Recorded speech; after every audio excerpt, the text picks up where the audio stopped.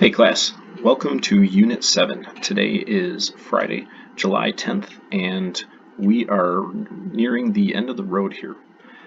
So far, we have covered Units 1 through 6. We've worked all the way from the end of the Civil War, starting with that Reconstruction era, and have pressed all the way up until modern times in the end of the Cold War. This week, we are going to have a few assignments. Just an overview of what we're going to talk about today. We are going to discuss the assignments and what we'll be talking about in Unit 7.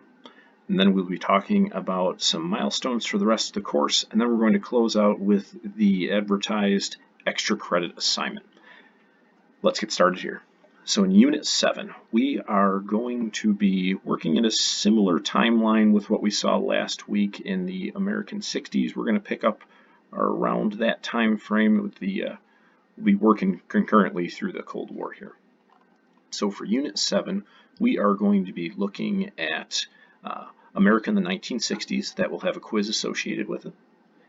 We are also going to be talking about more time frame, moving into the late 1960s through the 70s and into the 80s. And then we will talk about the dynamic that was going on between the Cold War and also the culture wars that were occurring within the United States and Western society as a whole. To study all that, we're going to have our chapters 29, 30, and 31 quiz, and then we're going to have 2 written assignments to go with it. Our Unit 7 reflection exercise. So here we are going to talk about a topic that could be controversial. It could be emotional for many of you. I encourage you all to take a look through the 2 assigned podcasts or recordings that will be associated with it. Take a moment to reflect on these questions and provide your inputs. Again, this is that reflection exercise. First person is perfectly acceptable. You only need to choose one of these, and this will be a great back and forth we can have a discussion. Then we are going to move on to the Unit 7 discussion. This one, I think quite a few you will enjoy, and we're going to talk about choosing a protest song for the 1960s to 1990s, and you are going to be kind of building the story of some portion of our history between this time frame and how is it represented by the music of the time. There are a number of instructions involved in this. I do encourage you to, if you can include a link inside of here to a YouTube video of whatever song it is, if I'm not already familiar with it. I'd appreciate that. Only qualifiers for this, something that deals with that protest counterculture takes place between 1960 and 1999. I do have Apple Music, so if you just leave me the name of the song, I'm sure I can pull it up on there. Follow your instructions on here. This one should be a great assignment, and look forward to reading these and building quite the playlist for me to be listening to while I do so. So that is going to close us out for the course for Unit 7 as far as the coursework goes here. Next thing I want to discuss is the timeline for what our course is going to look like. This course ends on July 24th. That is when I will have your grades posted, but let's work back a little bit. So by 14 July, we need to have the Unit 7 reflection exercise, discussion, and the quizzes completed. This is going to again close out Unit 7 for us. By 19 July, we have to have the final project and any missing work submitted. This is going to give me time to provide you with a final grade that will reflect all of your missing work or any missing work that you may have along with your final project. By July 21st, the 2-part extra credit assignment, which we'll be talking about in a moment, will be due, and then we will have your final grades posted by 24 July, and that will be by noon Eastern Standard Time. I anticipate having them turned in earlier than that though. So let's talk extra credit. The extra credit assignment.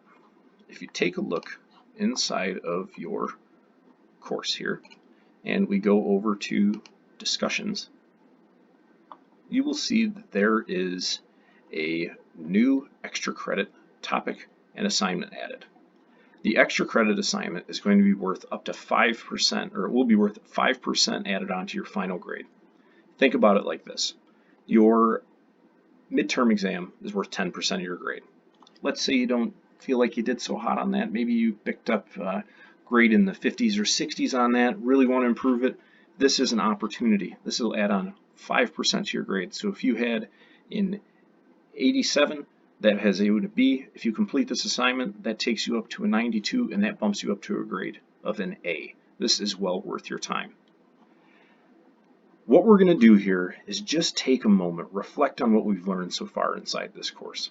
And this is going to be a personal assignment, and I want you to take a moment to reflect on what you feel is the most important, impactful, or inspiring event or achievement or person or occurrence in American history since 1865. I've listed a number of examples. This is not at all completely inclusive. Wherever you feel like that you can truly you see the embodiment of what it is to celebrate the progress that we've seen in America, I want you to take the time to reflect on that. After you do so, and this only needs to be 1 to 2 paragraphs, we'll go ahead and apply to at least 2 of your classmates. That's part 1 of the extra credit assignment. There are no wrong answers there for this assignment. Wherever you find that inspiration, wherever you can find the time to see where you identify with that American story that we all do, that is where we want to go with this. So after you do that, there is a second part to the extra credit assignment. We'll have to do both of these, and that is completing the course survey. Your course survey is the opportunity to let the institution, let your home institution know, how did we do? How did we serve the student body to enrich your understanding of American history and really let you give you the opportunity, I should say, to earn those 3 credit hours and have that authentic experience of studying American history. It also lets them know how I did as your professor. This is an opportunity for me to grow. I need this feedback. I appreciate this feedback because it allows me to know where I fell short, where I did well, and you're improving it for the next group of students that comes along.